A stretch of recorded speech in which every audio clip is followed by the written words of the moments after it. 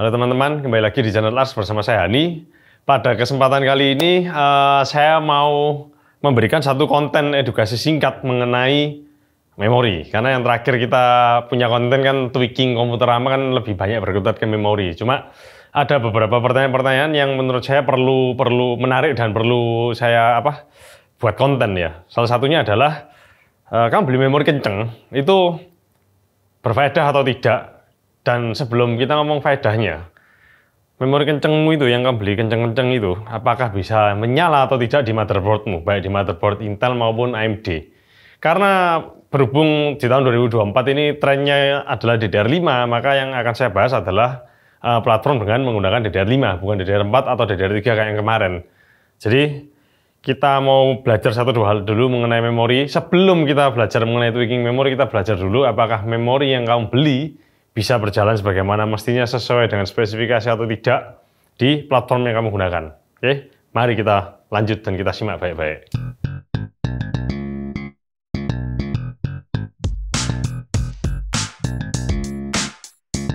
Oke, kamu bisa lihat ya, di meja saya ini sudah bertebaran banyak sekali motherboard. Jadi motherboard ini ada dari platform Intel dan AMD.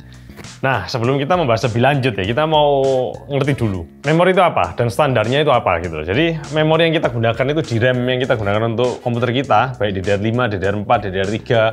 Itu dulu, kalau zaman dulu itu ada profil yang namanya XMP. XMP itu punyanya Intel, namanya Extreme Memory Profile. Jadi itu adalah profil khusus di stick memorimu, yang kalau kamu load profile itu dia speednya langsung auto naik. Timing semua akan bekerja otomatis sesuai dengan settingan dari manufaktur ya. Itu untuk Intel Extreme Profile ya. Dulu kalau kita ngomong DDR4 itu, JEDEC-nya ada di angka 2133. Tapi XMP-nya itu start dari 2666 sampai yang paling tinggi yang kita bisa lihat di DDR4 itu sampai 4133. Sedangkan kalau kita fast forward ke yang sekarang DDR5 itu JEDEC-nya start dari 4800 atau mungkin 4200 ya. XMP-nya kalau Intel itu start di 6400. Itu XMP yang ratingnya Intel ya, itu punya sampai 6400 ya. Tapi kalau kamu cari memori DDR5 dengan profil XMP yang sampai 7000 bahkan 8000 itu ada.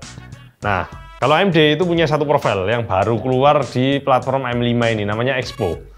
Expo itu kepanjangannya apa? Extended Profile for Overclocking. Jadi dia ada profil yang sama yang digunakan oleh Intel untuk, bukan yang sama digunakan oleh Intel ya, maksud saya profil yang sama dengan XMP-nya Intel untuk memorinya yang AMD M5 itu. Jadi kamu tinggal pilih profil itu, nanti memorimu akan jalan sesuai dengan speed yang sudah di-set oleh manufakturmu. Cuma kalau di AMD itu Expo-nya dia itu ada di angka 6000 karena AMD itu akan berkaitan erat dengan kecepatan memori dengan FCLK-nya dia. Itu harus 1:1 supaya dapat performa yang oke menurut AMD ya. Oke, itu sepintas mengenai standar profil memori ya. Sekarang kita beralih ke pembahasan kita berikutnya. Kita bahas dulu yang platform AMD ya. Jadi bagaimana caranya kamu beli memori supaya memorimu yang kamu beli kenceng-kenceng itu bisa jalan atau tidak, nyala atau tidak di komputermu. Ada dua faktor yang mempengaruhi memorimu bisa jalan sesuai dengan spek atau tidak ya. Faktor yang pertama itu adalah motherboardmu ya. Motherboard ini yang paling penting. Jadi motherboard itu di setiap motherboard itu ada yang namanya QVL. Jadi Qualified Vendor List. Itu untuk lihat compatibility memorimu. Itu yang pertama. Dan yang kedua, memorimu sendiri. Jadi memorimu itu ada di dalam QVL-nya motherboardmu itu atau tidak. Kalau tidak ada di QVL-nya motherboardmu, apa yang harus kita lakukan dan apa yang harus kita set supaya memorimu ini berjalan sesuai dengan spek yang ada di packaging-nya ya. Nah, untuk AMD, kita ngomong dulu AMD. Untuk AMD, itu semua motherboardnya dia support. Start dari A620, B650, X670 itu semua support semua. Jadi, tidak ada limitasi di motherboard, kamu bisa set itu semua. Cuma, yang membedakan adalah support dari tiap vendor motherboard untuk kecepatan memorinya. Baik kamu pakai motherboard yang pakai slot memorinya ada 4, bahkan yang pakai 4 slot atau 2 slot. Jadi, itu agak complicated dan agak rumit di AMD ya. Kamu bisa lihat nanti maksudnya motherboard dengan memori 4 slot dan 2 slot itu bagaimana, nanti ada B-roll-nya kamu bisa lihat sendiri. Kemudian kamu bisa lihat di slide yang saya tunjukkan ini. Jadi kalau kamu pakai platform AMD itu ada limitasinya. Dia kalau 2 kali 1R itu maksudnya single rank. Itu dia bisa jalan hingga DDR5 5200. 2 kali 2R, jadi 2 keping dual rank itu bisa jalan sampai 5200 juga. Tapi kalau kamu pakai 4 kali 1R, 4 kali 1 single rank, jadi slot channel A, A1, A2, B1, B2 itu dipenuhi, itu dia cuma bisa jalan di 3600. Begitu pula untuk 4 kali dual rank, sama juga. Nah, oke. Itu sementara untuk AMD ya, penjelasannya seperti itu ya. Nah, karena kita ini penasaran ya. Kamu kalau beli memori yang sudah terkenal merek-mereknya itu pasti di key value-nya motherboard pasti ada semua. Kita penasaran kalau kita pakai memori yang tidak ada di list QVL-nya, tapi dia mencantumkan XMP atau Expo Profile hingga 6000, apakah bisa jalan atau tidak di motherboard yang kita punya ini? Jadi ini adalah edukasi singkat, apakah memori itu kita harus beli memori yang sesuai dengan QVL atau tidak?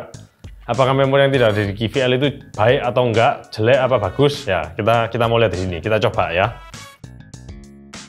Nah, oke, karena berhubung kita mau cari memori yang tidak ada di QVL list-nya Asus, MSI, dan Biostar ini, saya sempat nyari-nyari, saya sempat survei-survei nyari-nyari, survei saya simpel sih ya, survei saya di antara para pedagang komputer ya. Kok kayaknya yang terakhir ini paling rame, yang paling banyak mereka sering jual itu adalah mereknya Innovation Prime. Nah, saya penasaran, saya coba mengkontak Innovation Prime dan ternyata mereka berbaik hati menjami kita memori DDR5. Jadi mereka punya dua memori ini, 2x16 GB ini. Jadi ini 32 GB kit, ini 32 GB kit yang ratingnya dia ada di 6000. Ini dua keping ini tidak ada, dua set ini tidak ada di QVL-nya semua motherboard ini. Kita penasaran mau coba, apakah ini bisa jalan sesuai dengan ratingnya atau tidak, baik di Intel maupun di AMD. Oke, langsung kita coba aja. Oke, kita start dari platform AMD ya. Kebetulan motherboard yang saya punya ini hanya X670E ini. Ya mungkin ini akan sama berlaku juga untuk B650. Kalau A620 saya masih belum pernah nyoba, jadi saya berani ngomong apa-apa. Maksudnya ini mengenai compatibility 4 slot dan 2 slot ya. Jadi kita coba dulu dengan konfigurasi 4 keping kita pasang. Kalau 4 keping kita pasang, apakah bisa jalan sesuai dengan ratingnya 6000 atau tidak? Oke, nah ini yang kamu lihat ya. Yang maksudnya 1 DPC itu apa? 1 DPC itu begini. Kamu bisa lihat ini tulisannya DIMM A1, A1, A2, B1, B2. Berarti kalau 1 DPC, 1 DIMM per channel, ini punyanya Asus ini, dia pakai berarti DIMM A2 dan B2. Jadi ini adalah konfigurasi 1 DPC-nya punyanya Asus itu seperti ini. Ini 1 DPC, 1 DIMM per channel. Kalau kita masukkan 2 ini berarti kita sudah jadi konfigurasi 2 DPC. Kita langsung mau coba aja 4 keping. Oke. Kalau 4 keping gimana? Oke, sudah terpasang ya. Sekarang kita mau coba nyalakan. Sebentar, monitornya belum terpasang. Oke, sekarang kita langsung nyalakan ya. Ini settingan belum diapa-apakan, jadi load optimize default. Kita pengen tahu. Cuma ya seperti yang kita tahu ya, kalau AMD loading memorinya pasti lama. Memori trainingnya lama soalnya. Jadi kalian bersabar-sabar saja menunggu bersama kita. Oke. Oke, ini saya sudah booting ya, cuma mungkin agak lama karena kalau AMD memang memori trainingnya lama sekali. Apalagi ini pakai 64 GB, 4 keping keisi semua. Nah ini sudah mulai masuk BIOS ini, sudah mulai memori trainingnya sudah selesai. Oke, kalian bisa lihat sekarang. Nah ini kan sama sesuai dengan klaimnya AMD tadi yang saya sebutkan di slide-nya itu. Kalau kamu pakai 4 keping, entah itu single rank atau dual rank, speed default-nya dia, JEDEC-nya dia itu ada di 3600. Karena langsung autonya dia 3600. Kalau kamu lihat di profilnya, nah kamu bisa lihat ini Innovation ini JEDEC-nya dia itu ada di 4800. Kemudian untuk dia nggak ada Expo ya, jadi cuma ada XMP-nya dia itu ada di 6000, kamu bisa lihat. Nah jadi kamu udah tahu kan, JEDEC-nya 4800, tapi kalau kamu pasang 4 keping dia langsung rasanya kayak DDR4 3600. Ini tidak bisa kamu utak-utak, tidak bisa kamu pungkiri kalau ini. Oke, ini kita sudah nyoba ya, kita sudah melakukan pengujian singkat pakai AIDA 64 lah ya untuk menunjukkan memori copy, read, write, dan copy bandwidth itu sama latency. Karena ini memang konten edukasi, kita nggak mengadakan tes yang sampai jelimet sekali supaya kamu juga nggak bosen. Ini 4800, kalau yang standarnya ini 3600 jalan lancar, tidak ada masalah. Sekarang yang saya mau tunjukkan adalah ini. Kalau kita nyalakan profilnya XMP-nya dia yang 6000, save, enter. Nah ini sudah mulai selesai memori trainingnya, dia akan booting.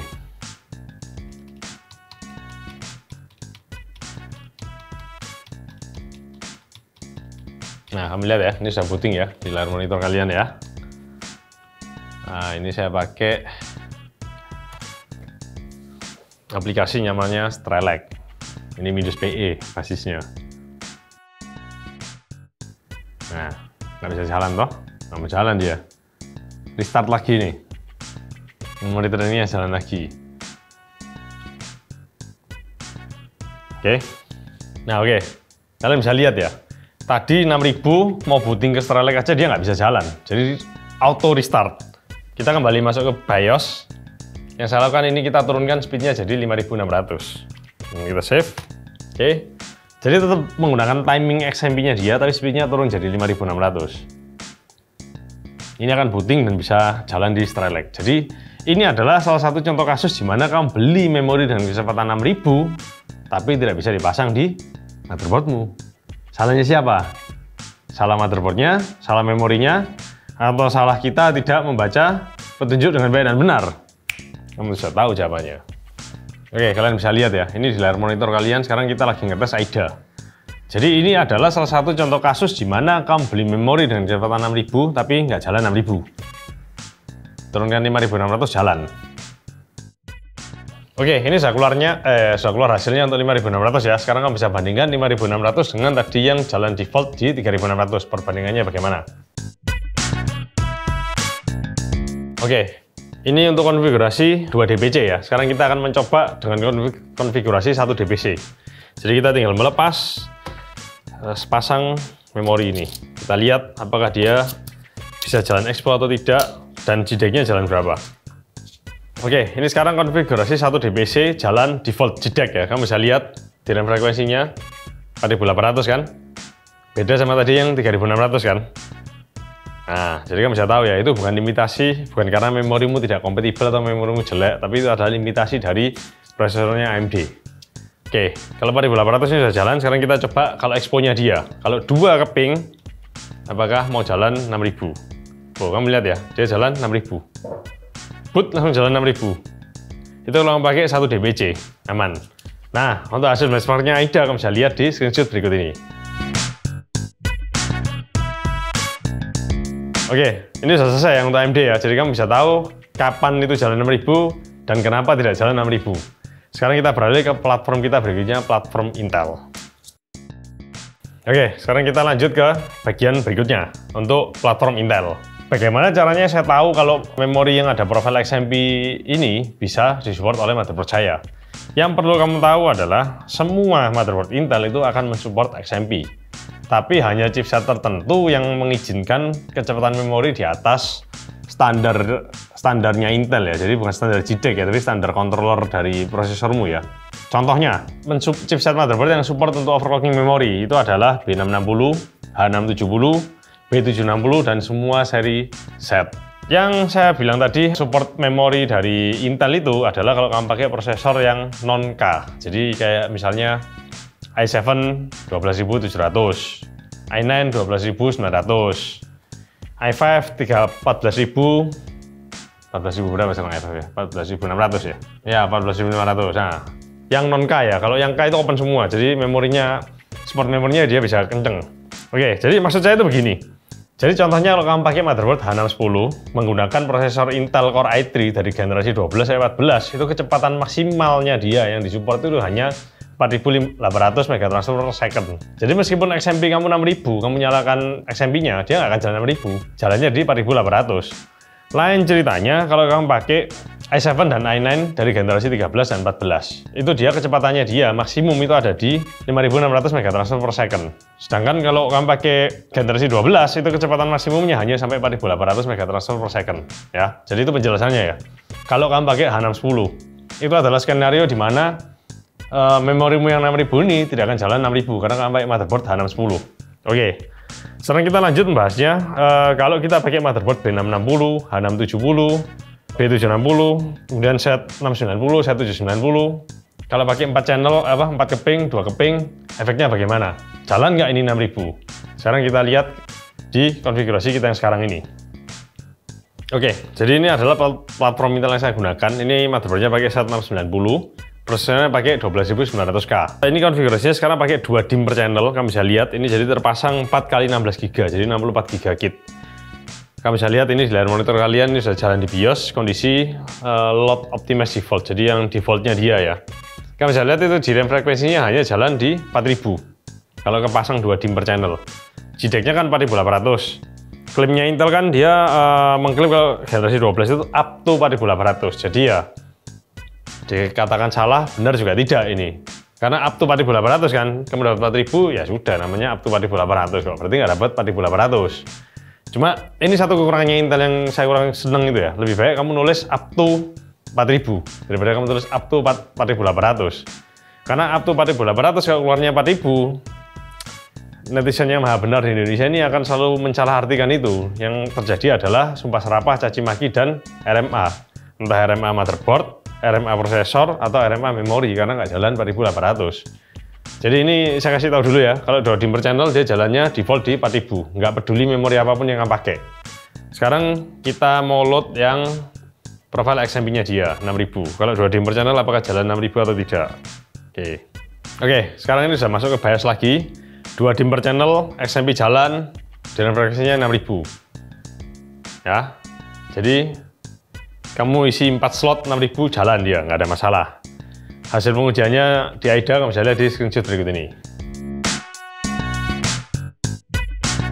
Oke, ini 2 DIMM per channel ya. Sekarang kita mau ganti ke 1 DIMM per channel. Kita pengen tahu defaultnya dapat berapa, XMP jalan apa enggak 6000. Oke, mari kita coba. Oke, kamu bisa lihat ya. Ini saya lepas satu set. Profilnya tetap XMP jalan. Kamu bisa lihat 1 DIMM per channel jalan 6000. Sekarang kita penasaran, kalau dia jalan default JEDEC apakah dapat 4800?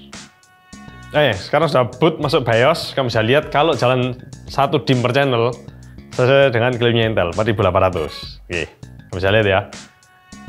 Jadi artinya apa? Itu bisa kita asumsikan ada 2. Up to 4800 itu untuk 1 DIMM per channel, atau up to 4800 itu kalau tanganmu wangi, amal ibadahmu bagus untuk 2 DIMM per channel, tergantung. Cuma selama saya nyoba, selama ini pakai memori apapun, prosesor 12900, 12500, 12700, itu sama, 4000 semua. Jadi ya, kita asumsikan up to 4800 itu yang di spec sheet-nya Intel itu berlaku untuk 1 DIMM per channel. Oke, hasil pengujiannya untuk AIDA kamu bisa lihat di screenshot berikut ini.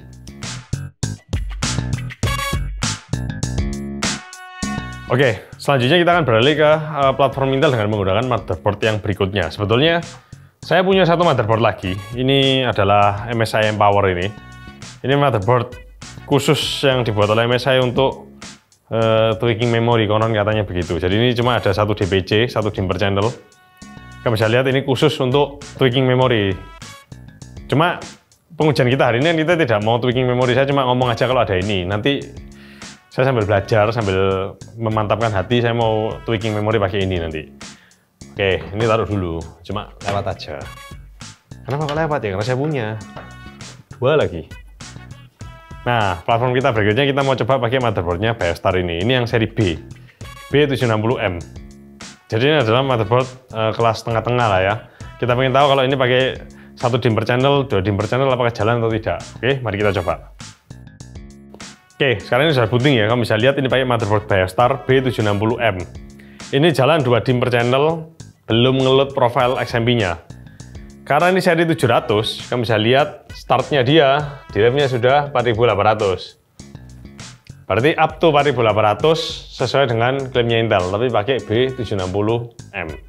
Seri 700 ya. Nanti saya akan coba pakai Z790 Nova-nya kita itu nanti. Kalau pakai 12900 apakah jalan 4800 apa enggak. Jadi 2 DIMM per channel default jalan 4800. Sekarang kita mau coba jalankan dia di XMP. Oke, sudah booting, XMP di load, sudah jalan 6000. 5994,246 ya, 6000 lah ya. Anggap aja 6000 karena dia refresh rate-nya terlalu, pooling rate-nya terlalu kenceng jadi nggak kelihatan 6000. Oke, ini sudah jalan 6000. Hasil AIDA-nya seperti biasa, kamu bisa lihat di screenshot berikut ini.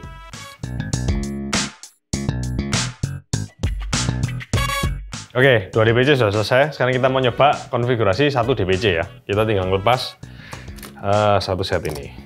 Oke, pas kita langsung nyalakan lagi. Langsung load profile, apakah jalan apa enggak XMP-nya. Oke, ini sudah booting dengan konfigurasi yang sama, tetap XMP jalan di 6000, 1 dBc ya. Oke, sekarang kita kembalikan dia supaya jalan JTAG defaultnya dia. Jadi berapa ini? Apakah dia tetap 4800 atau turun jadi 4200 atau bahkan ke 4000? Mari kita lihat. Oke, kamu bisa lihat ya, ini satu dimmer channel kondisi default dia jalan di 4800. Sama kayak tadi waktu 2 dimmer channel, tidak ada bedanya. Untuk hasil AIDA-nya kamu bisa lihat di screenshot yang sudah saya sertakan berikut ini. Oke, jadi untuk kesimpulan konten kita hari ini, apa yang membuat memori kamu bisa jalan sesuai dengan spesifikasi atau tidak? Yang pertama adalah QVL, terutama untuk memori-memori dengan ukuran yang goib-goib ya. Kita kalau ngomong 16x2 32 GB kali 2 kayak gini, ini masih belum goib ini. Belum mistis ini.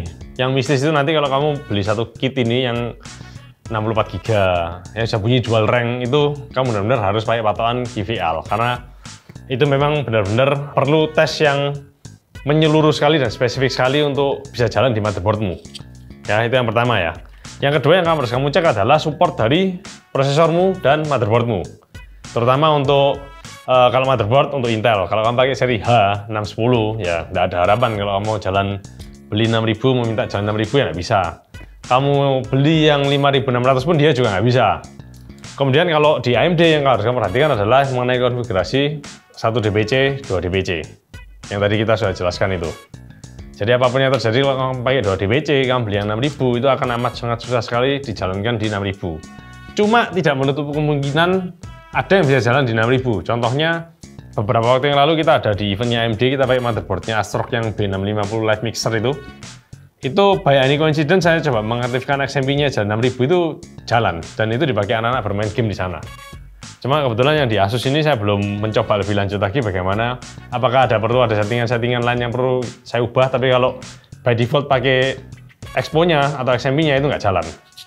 Jadi ada dua faktor itu yang perlu kamu tahu ya. Jadi kalau buat saya memori yang ada di QVL atau tidak ada di QVL, kalau sama kapasitasnya masih kapasitas yang wajar seperti ini harusnya bisa berjalan dengan baik dan benar di motherboardmu, kecuali beberapa faktor yang saya sebutkan di atas itu tadi.